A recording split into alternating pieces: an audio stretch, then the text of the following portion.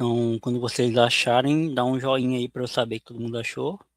Marcos capítulo 4, versículos 26 ao 29. Bruninho achou. Beleza. Diz assim. Eu falo diz assim, mas nem eu abri. Diz assim.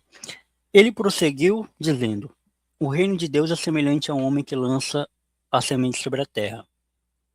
Noite e dia, quer esteja dormindo, quer acordado, a semente germina e cresce, embora ele não saiba como. A terra por si mesma frutifica. Primeiro nasce a planta, depois a espiga, por último o grão cheio na espiga. Logo que o grão fica maduro, o homem lhe passa a foice, porque chegou a colheita. Oxe, adicionei o G sem querer aqui no palco. Deixa eu remover aqui o G. Boa. Vai para a gravação, hein, G. Essa aqui é a parábola da semente, né, no livro de Marcos. Se eu não me engano, essa mesma parábola está no livro de Mateus, né? E ela fala exatamente sobre isso que a gente está trabalhando aqui, nessa série sobre crescimento orgânico, né? Ela fala sobre o reino de Deus e como acontece a obra do Espírito Santo, né? A gente tem uma tendência muito mercantilista, eu diria, de querer dominar os processos, né? De querer que os processos sejam da nossa autoria ou minimamente estejam no nosso controle. Então, desde a parte do evangelismo, quando a gente evangeliza alguém, desde a parte do convencimento, que é uma parte chata, né? Inclusive, a gente não gosta de muitos crentes por causa disso, que é essa coisa de convencer, que é convencer a pessoa de que está certo e o outro está errado. E todas as partes que envolvem a conversão de alguém, isso faz parte um pouco do nosso DNA de querer arrastar a pessoa para o reino de qualquer forma, né? Inclusive, a gente até inventou um versículo, né? A gente inventou um versículo dizendo que se você não vier pelo amor, você vem pela dor, né? Isso não existe na Bíblia, né? A gente inventou para querer convencer as pessoas de que elas têm de qualquer jeito vir pro lado de cá. E é perigoso esse vir pro lado de cá quando a gente pensa que vida com Deus é uma vida de bater ponto, né? É uma vida de cumprir ritos. Vida de cumprir ritos é o que os fariseus faziam, né? Era o que os doutores da lei da época de Jesus faziam. E a gente corre o risco também de cumprir ritos, né? De semanalmente estar aqui reunido para cumprir rito. E, e essa parábola, ela ilustra como que o evangelho ele é pregado e os efeitos do evangelho, né? No versículo 26 já diz: o reino de Deus é semelhante, ou seja, né? É uma metáfora, né? A um homem que lança semente sobre a terra. Ou seja, a semente é a palavra de Deus, né? A semente é a palavra. A terra é, é a terra, literalmente falando, né? Tipo, no contexto do mundo, né? A gente está pregando a palavra para o mundo, né? Para as pessoas ao nosso redor. E, e aí o versículo 27, ele é reconfortante ao nosso coração. Porque diz, noite e dia, quer esteja dormindo, quer acordado, a semente germina e cresce, embora ele não saiba como.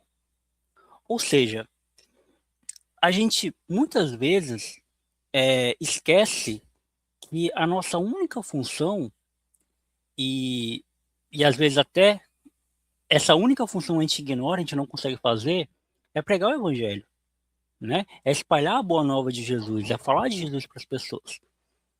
E muitas vezes esse único ato, né, que metaforicamente seria o de espalhar a semente, né?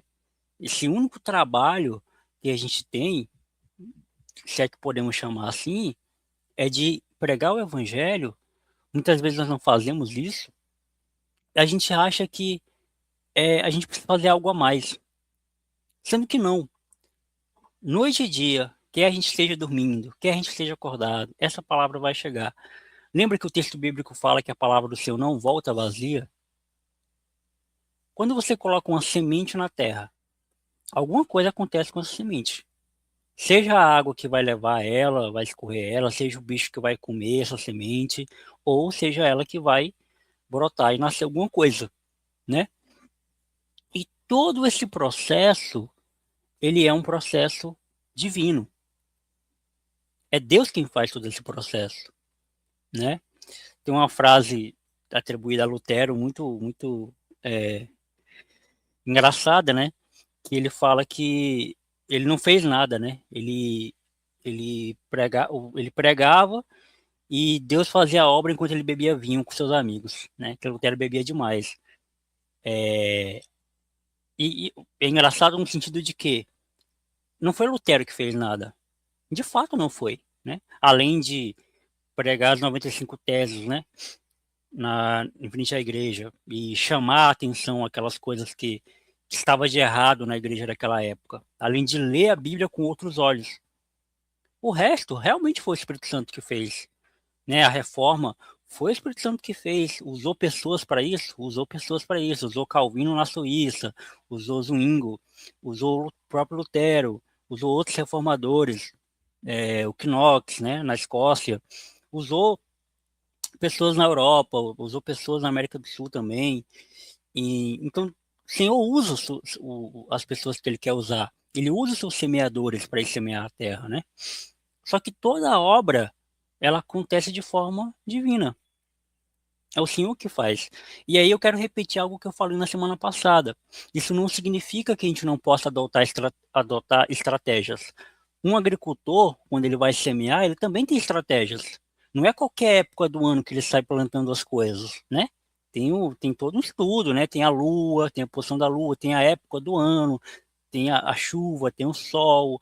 Cara, tem todo Eu já morei em colônia, né? Já morei em zona rural, né? Eu sei como os caras trabalham, não é de qualquer jeito, né? Tem toda uma época e tudo mais.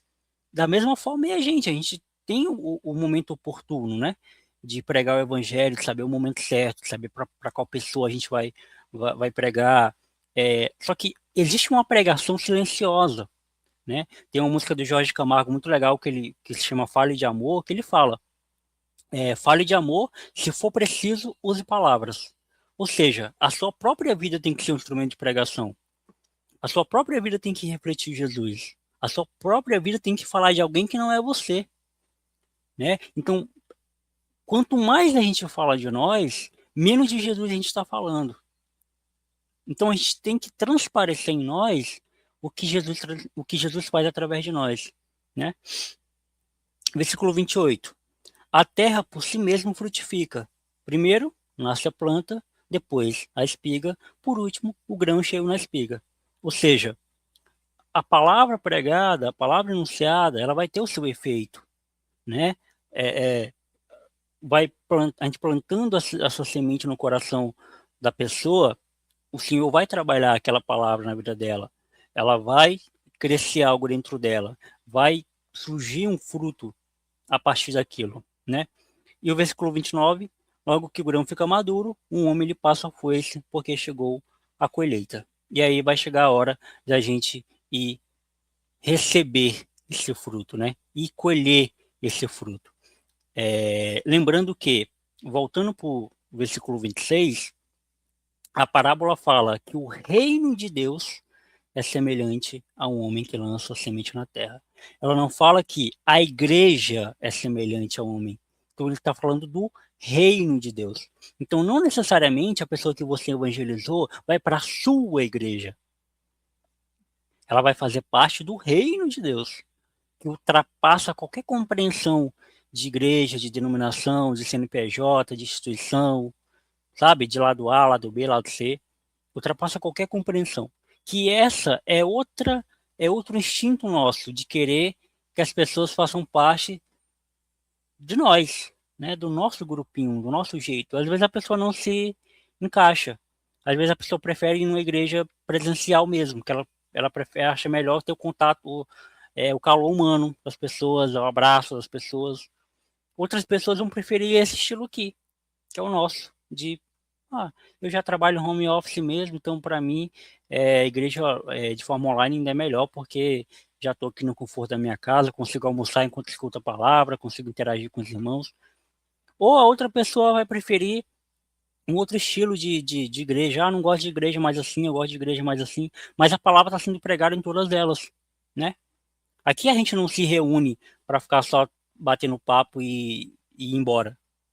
A gente bate papo depois da palavra. Mas a gente se reúne para ouvir a palavra. A palavra é o centro, Jesus é o centro, Cristo é o centro. A verdade do Senhor é o centro. E tudo isso resume a pregação. E tudo isso resume a nossa vida em Cristo, né?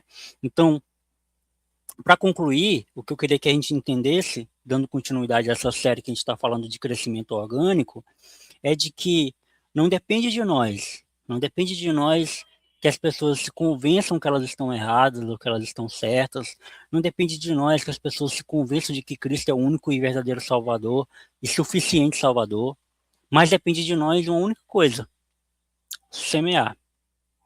E Deus quer que nós sejamos semeadores. Ele quer que essa seja uma fonte, faz parte do nosso chamado, né? Ide por todo mundo e pregar o evangelho a toda criatura. É uma ordem de Jesus para que nós façamos isso. E algumas pessoas, né, algumas igrejas, né, elas usam muito a parábola do semeador como semear financeiramente, né? E isso é um equívoco muito grande da palavra, que a palavra em momento algum fala de dinheiro, ela fala da palavra. A gente tem que semear a palavra, semear as boas novas de Jesus para as pessoas e durma em paz, descanse em paz, que o Senhor fará todo o resto. Amém?